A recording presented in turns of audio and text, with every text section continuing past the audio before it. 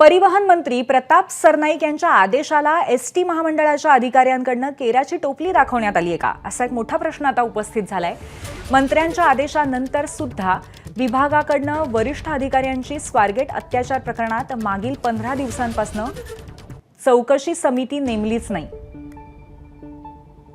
असं स्पष्ट होतंय। परिवहन मंत्री प्रताप सरनाईक 26 फेब्रुवारीला 7 दिवसात चौकशी समिती नेमतील परिवहन मंत्री प्रताप सरनाईक यांनी 26 फेब्रुवारीला 7 दिवसात चौकशी समिती नेमण्याचे आदेश दिले होते। मात्र ना कोणती चौकशी समिती नेमली गेली आहे, ना 8 पैकी एकाही महाव्यवस्थापकाने घटनास्थळाला भेट दिली आहे। या संदर्भामध्ये महामंडळाच्या व्यवस्थापकांशी संपर्क साधला असता कागदोपत्री समिती नेमली नसली तरी अंतर्गत समिती नेमून अहवाल तयार केल्याची आणि आज किंवा उद्या परिवहन मंत्र्यांना अहवाल सादर करणार असल्याची माहिती मिळते।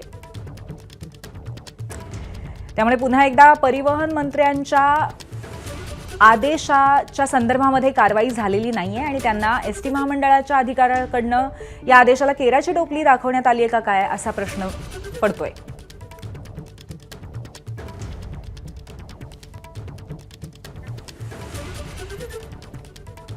स्वारगेटमध्ये बलात्कार प्रकरण झाल्यानंतर मंत्र्यांच्या आदेशानंतर विभागाकडून वरिष्ठ अधिकाऱ्यांची स्वारगेट अत्याचार प्रकरणातली 15 दिवसापासून चौकशी समितीचा जो आदेश होता ती चौकशी समिती नेमलीच नाही, असं स्पष्ट झालंय।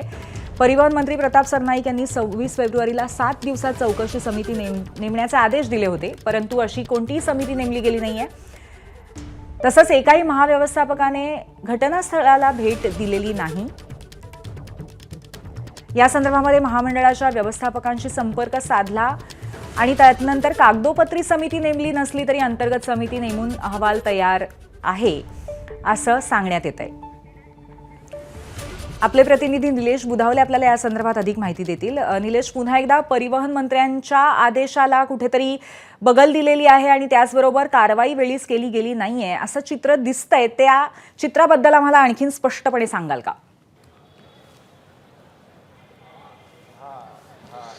पूर्वी अतिशय महत्त्वाची ही बाब आणि संवेदनशील बाब आहे। खरं तर ज्या पद्धतीनं पुण्यामध्ये स्वारगेटचं प्रकरण घडलं आणि त्यानंतर देशभरातून राज्यभरातून तीव्र प्रतीचा संताप व्यक्त होताना आपल्याला पाहायला मिळत होता आणि त्यामुळेच कुठेतरी एसटी महामंडळाच्या वतीने देखील तातडीने या संदर्भात पावलं उचलून अशा घटना घडूच नयेत, किंबहुना एसटी महामंडळ परिसरामध्ये अशा पद्धतीच्या प्रकार घडू नयेत। ज्या काही सध्या अडचणी त्या ठिकाणी होत्या त्या सगळे दूर व्हाव्यात यासाठी कुठेतरी प्रयत्न होणं अपेक्षित होतं आणि त्यासाठी तातडीनं प्रताप सरनाईक यांना एक प्रेस नोट काढली होती आणि त्यांना स्पष्टपणे म्हटलं होतं की 7 दिवसांच्या आत वरिष्ठ अधिकाऱ्यांची एक समिती स्थापन करा आणि त्या समितीचा अहवाल 7 दिवसांच्या आत माझ्यापर्यंत पोहोचला पाहिजे।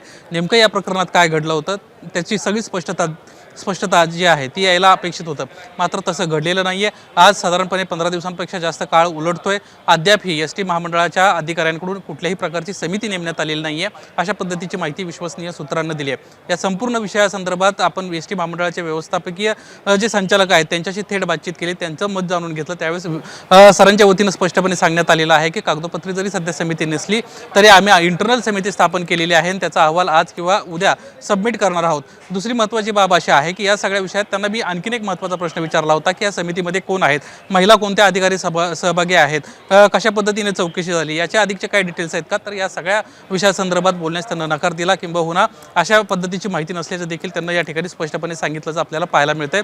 एकंदरीतच एसटी महामंडळाच्या एक अक्षम्य दुर्लक्षामुळं आता एक नाराजीचा सूर मोठ्या प्रमाणात निर्माण झाल्याचं पाहायला मिळतंय। या संदर्भात खरं तर आणखीन एक महत्त्वाची बाब एसटी महामंडळाकडून अपेक्षित होती की त्या ठिकाणी असणारे जे पर्यवेक्षक आहेत किंवा त्या ठिकाणचे संबंधित अधिकारी आहेत ड्युटीवर असणारे, त्यांना या चौकशी पूर्ण होईपर्यंत किंवा जर चौकशी त्यांच्यावर जर ठपका ठेवण्यात आलेला आहे तर कुठेतरी तोपर्यंत त्यांना निलंबित करणं अपेक्षित होतं, मात्र तसंही झालेलं नाही आहे। एकंदरीतच एसटी महामंडळाचे हे अक्षम्य दुर्लक्ष आहे आणि या संदर्भात आता एसटी महामंडळाचे जे मंत्री आहेत प्रताप सरनाईक ते काय भूमिका घेत आहेत किंवा ते या सगळ्या विषयासंदर्भात काय पावलं उचलत आहेत हे पाहणं महत्त्वाचं राहणार आहे। मात्र विश्वसनीय सूत्रांची जी माहिती आहे त्यानुसार ना समिती नेमली आहे ना कुठल्या निलेश, एकंदरीतच हे प्रकरण अतिशय गंभीर होतं आणि या सगळ्या पार्श्वभूमीवरती चौकशी समिती नेमली गेली आहे का नाहीये, त्याची कारवाई होतीये का नाही, हे सगळं जाणून घेणं अतिशय महत्त्वाचं असेल आणि त्याचबरोबर मंत्र्यांची भूमिकाही महत्त्वाची असेल। धन्यवाद आपण दिलेल्या माहितीबद्दल। एबीपी माझा, उघडा डोळे बघा नीट।